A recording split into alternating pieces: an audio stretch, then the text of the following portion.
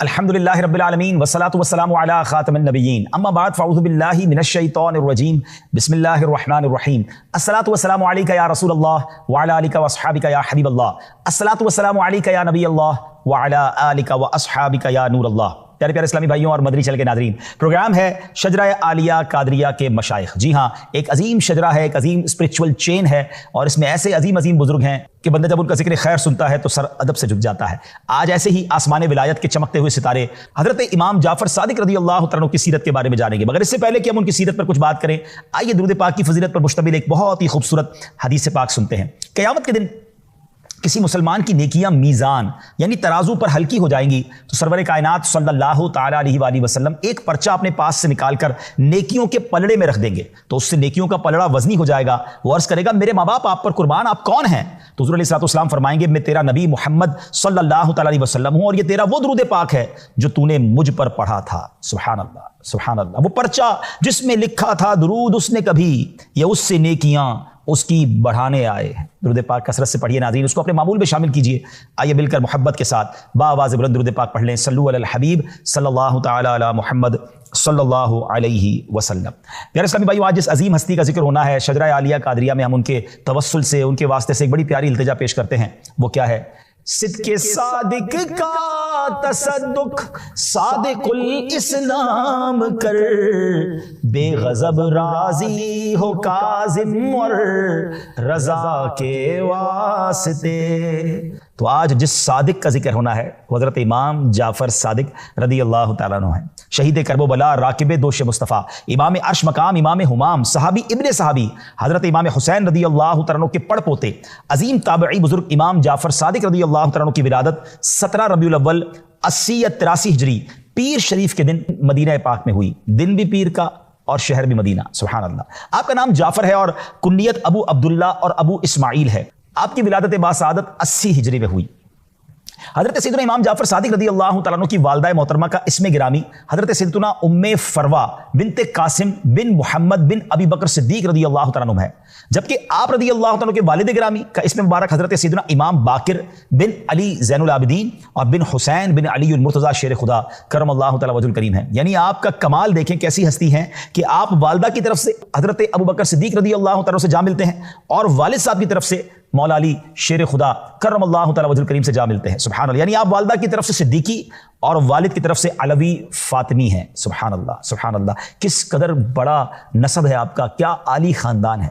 سچ گوئی کی وجہ سے آپ کو صادق کے لقب سے جانا جاتا ہے۔ اس کے علاوہ فاضل، طاہر بھی آپ رحمۃ اللہ تعالی کے القابات ہیں۔ آپ نے مدینہ منورہ کے مشک بار علمی فضا میں آنکھ کھولی، اپنے والد گرامی حضرت امام ابو جعفر محمد باقر اور حضرت سیدنا عبید اللہ بن ابی رافع، نواسۂ صدیق اکبر حضرت سیدنا عروہ بن زبیر، حضرت سیدنا عطا اور حضرت سیدنا نافع علیہم الرحمہ کے چشمہ علم سے سیراب ہوئے۔ یعنی ان سب کی صحبتوں کا فیض آپ نے حاصل کیا، اور دو جلیل القدر صحابہ کرام حضرت سیدنا انس بن مالک اور سیدنا سہل بن سعد رضی اللہ تعالی عنہما کی زیارت سے مشرف ہونے کی وجہ سے آپ رحمۃ اللہ تعالی تابعی ہیں۔ یاد رکھیں، جو کوئی شخص ایمان کی حالت میں نبی پاک کا دیدار کر لے یا ان کی صحبت اٹھائے اور ایمانی کی حالت میں اس کا انتقال ہو جائے تو وہ صحابی ہو جاتا ہے، اور جو ایمان کی حالت میں کسی صحابی کا دیدار کر لے یا ان کی صحبت اٹھائے اور ایمان کی حالت میں ان کا وصال ہو تو وہ تابعی ہوتا ہے۔ ناظرین، ان کی دینی خدمات کتاب کی تصنیف سے زیادہ مشکل افراد کی علمی، اخلاقی اور شخصی تعمیر ہے، اور استاد کا یہ سب سے بنیادی کردار ہوتا ہے۔ حضرت امام جعفر صادق رحمۃ اللہ تعالی کی صحبت میں رہ کر کئی شاگرد امت کے لیے منارہ نور بنے۔ آپ کے علمی فیضان سے فیضیاب ہونے والوں میں آپ کے اپنے فرزند امام موسیٰ کاظم، پھر امام اعظم ابو حنیفہ، امام مالک، حضرت سفیان ثوری، حضرت سفیان بن عیینہ رحمۃ اللہ تعالی علیہم کی یہ نام سر فہرست ہیں۔ آپ نام دیکھیں کون سے ہیں، اتنے بڑے علم کے سمندر وہ آپ سے فیضیاب ہوئے، آپ ان کے استاد ہیں۔ اللہ اکبر، کیسا آپ کا فیضان جاری ہے۔ اچھا، آپ کی خوف خدا اور آپ کے معمولات کیسے تھے؟ خوش اخلاقی آپ کی طبیعت کا حصہ تھی، جس کی وجہ سے مبارک لبوں پر ہمیشہ مسکراہٹ سجی رہتی تھی۔ جب کبھی ذکر مصطفیٰ ہوتا تو پیارے آقا علیہ الصلوۃ والسلام کی تعظیم اور ہیبت کی وجہ سے آپ کا رنگ زرد ہو جاتا۔ کبھی بے وضو حدیث بیان نہ فرماتے، نماز اور تلاوت میں مشغول رہتے یا خاموش رہتے، آپ کی گفتگو فضول گوئی سے پاک ہوتی۔ اللہ اکبر۔ ناظرین، ذرا آپ سوچیں کہ کیا شاندار شخصیت ہیں کہ آپ کی گفتگو جو ہے وہ فضول گوئی سے پاک ہوتی، زبان پر مسکراہٹ ہوتی، ذکر و درود ہوتا، اور آپ کے معمولات زندگی سے آباء و اجداد کے اوصاف جھلکتے تھے۔ نبی پاک کا ہی خاندان ہے نا۔ آپ کے رویے میں نانا جان نبی اکرم علیہ الصلوۃ والسلام کی شان کریمی، معافی جھلکتی تھی. گفتار سے صدیق اکبر رضی اللہ تعالیٰ کی حق گوئی کا اظہار ہوتا تھا اور کردار میں شجاعت حیدری نظر آتی تھی. آپ کس قدر معاف کرنے والے تھے. عفو و درگزر کی ایک جھلک ملاحظہ کیجیے. ایک مرتبہ غلام نے ہاتھ دھلوانے کے لیے پانی ڈالا تو وہ پانی ہاتھ کی بجائے کپڑوں پر گر گیا. آپ نے اسے نہ تو جھاڑا نہ ہی سزا دی, اسے معاف کیا, شفقت فرمائی, بلکہ آزاد ہی کر دیا. اللہ اکبر. یہ نبی پاک کا کیسا خاندان ہے کہ غلطی کرنے والے پر زیادہ مہربان ہو جاتے ہیں, زیادہ شفقت فرماتے ہیں. اور نبی پاک علیہ السلام کے بارے میں شاعر لکھتے ہیں نا, آتا ہے فقیروں پہ انہیں پیار کچھ ایسا, خود بھیک دیں اور خود کہیں منگتا کا بھلا.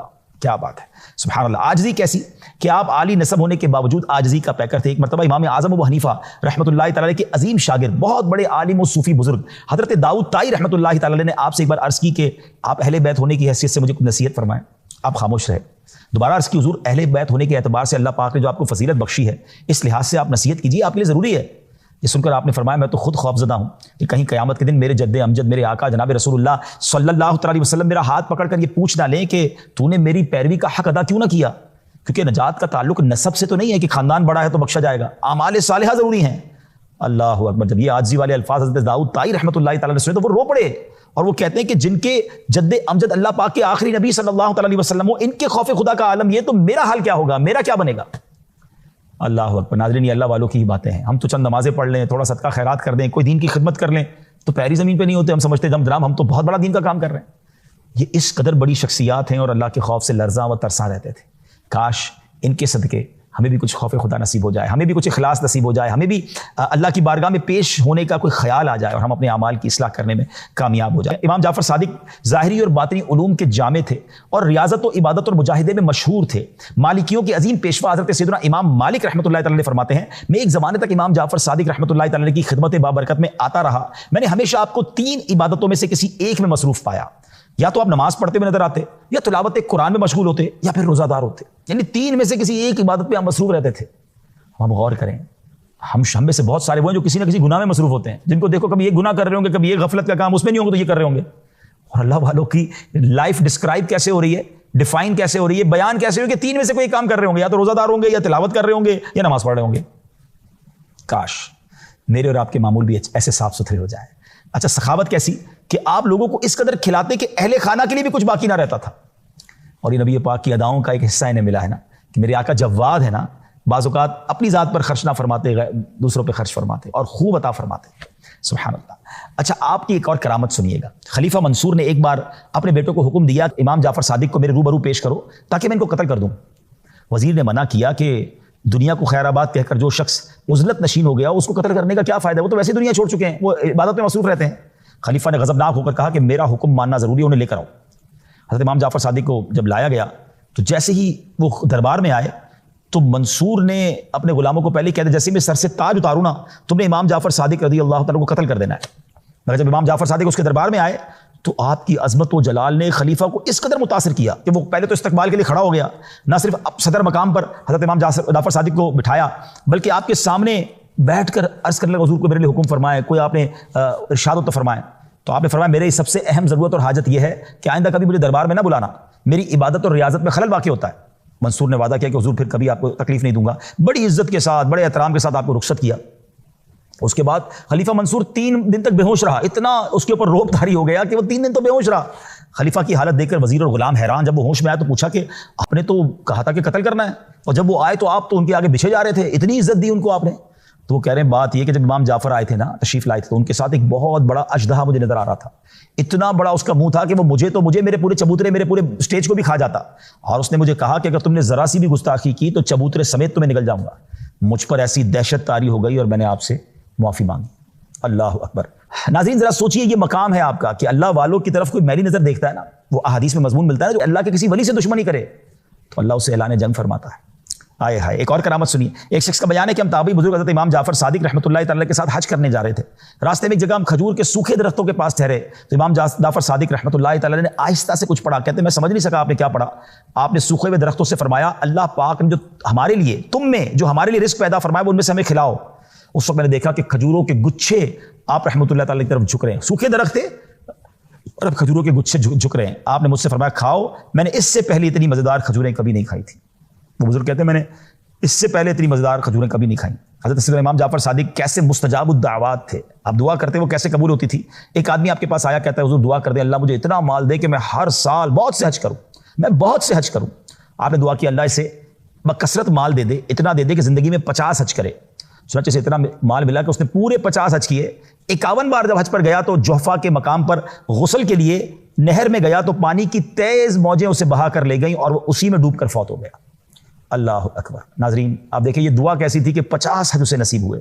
حضرت سیدنا امام جعفر صادق رحمۃ اللہ تعالی علیہ مکہ پاک میں ایک دن کہیں تشریف لے جا رہے تھے تو راستے میں اپنی گائے کے مرنے پر ایک عورت رو رہی تھی. آپ رحمۃ اللہ تعالی نے فرمایا کیا تم یہ چاہتی ہو کہ اللہ پاک تمہاری گائے زندہ فرما دے؟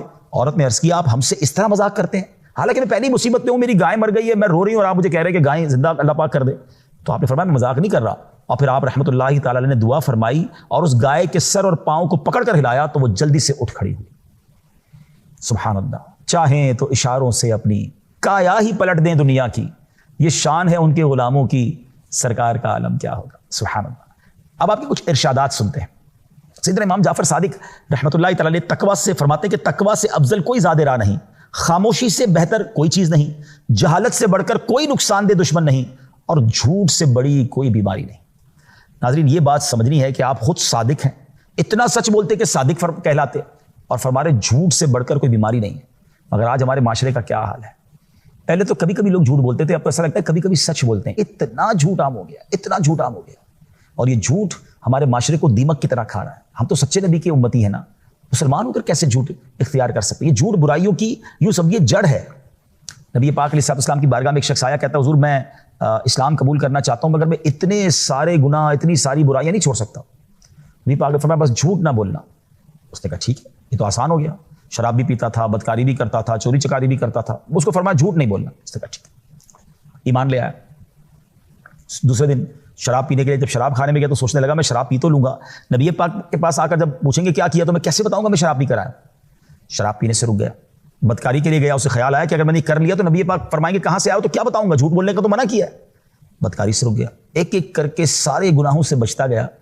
شام جب نبی پاک کی بارگاہ میں آیا تو عرض کرتا حضور آپ نے تو ایک گناہ سے روکا تھا، اس کی برکت سے میں سارے گناہوں سے بچ گیا. سچ بولے ناظرین. جی ہاں سچ کی برکتیں بہت زیادہ ہیں. آپ کی روزی میں برکت ہو جائے گی، آپ کے چہرے پہ نور آ جائے گا. ہاں سچے کے چہرے پہ نور ہوتا ہے، اس کا چہرہ بڑا حشاش بشاش فریش. جھوٹا بڑا مضطرب ہوتا ہے، ہاں بڑا بے چین ہوتا ہے، اس کے چہرے پہ رونق نہیں ہوتی. نبی پاک کا چہرہ دیکھ کر تو لوگ کہتے ہیں نہیں کسی جھوٹے کا چہرہ نہیں ہو سکتا، کلمہ پڑھتے مسلمان ہو جاتے. تو ایک طرف تو ہم کہتے ہیں سچی بات سکھاتے ہی ہیں اور اس نبی کے امتی ہو کر جھوٹ بولتے ہیں. امام جعفر صادق رحمۃ اللہ تعالی کی زندگی سچ پر مبنی، صادق کہلاتے. آپ صادق آقا کے خاندان سے ہیں نا. کیا مجھے کوئی صادق کہتا ہے، آپ کو کوئی صادق کہتا ہے کہ یہ بندہ سچا ہے؟ سوچئے ہمارے بارے میں لوگ کیا کہتے ہیں. کاش لوگ کہیں کہ یار ہے اچھا امتی، بولتا ہے تو سچ بولتا ہے، جھوٹ نہیں بولتا. اللہ کرے کہ دل میں اتر جائے میری بات. سبحان اللہ. اور پھر حضرت ابوبکر صدیق اور حضرت عمر فاروق سے کیسا پیار تھا کہ حضرت امام جعفر صادق فرماتے ہیں کہ انا بریء ممن ذکر ابا بکر و عمر الا بخیر، یعنی اس شخص سے میرا کوئی واسطہ نہیں جو امیر المومنین حضرت سیدنا ابوبکر صدیق رضی اللہ تعالیٰ عنہ اور سیدنا عمر فاروق رضی اللہ تعالیٰ عنہ کا ذکر خیر و خوبی کے ساتھ نہ کرے. اللہ اکبر. آپ سوچیں کہ کس قدر کمال کی فرمان ہے، اور یہ صحابہ اور اہل بیت کا کمال کا آپس میں انٹریکشن تھا کہ وہ ایک دوسرے سے کس قدر پیار کرتے تھے.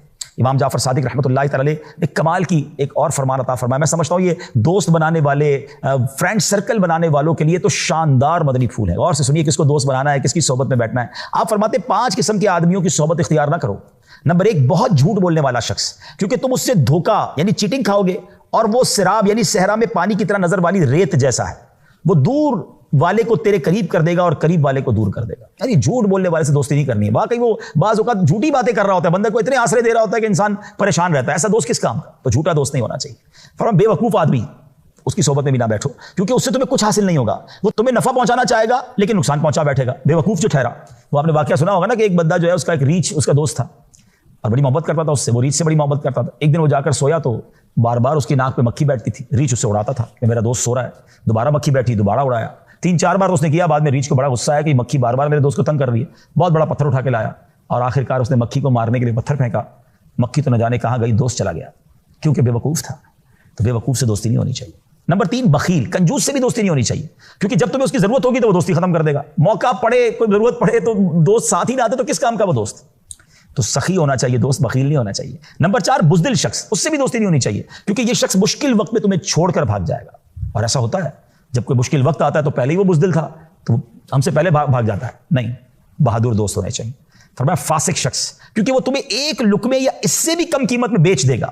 کسی نے پوچھا لقمے سے کم کیا ہے؟ فرمایا لالچ رکھنا اور اسے نہ پانا. یعنی فاسق جو ہوتا ہے نا، جو اللہ کا نام فرمانے، وہ ہمارا فرما بردار کیسے ہو سکتا ہے؟ تو ہمیں اللہ والوں سے دوستی کرنی ہے، نیک لوگوں سے پیار کرنا ہے. بہرحال اللہ کرے یہ باتیں سمجھ آ جائیں اور ہم دوست بناتے ہوئے اس کا خیال رکھیں. امام جعفر صادق رحمۃ اللہ تعالی کو 68 برس کی عمر میں 15 رجب المرجب 148 ہجری کو کسی بد نصیب نے زہر دیا جو ان کی شہادت کا سبب بنا. حضرت امام جعفر صادق رحمۃ اللہ تعالی کا مزار پر انوار جنت البقیع میں اپنے والد محترم سیدنا امام باقر رحمۃ اللہ تعالی کے پہلو میں ہے.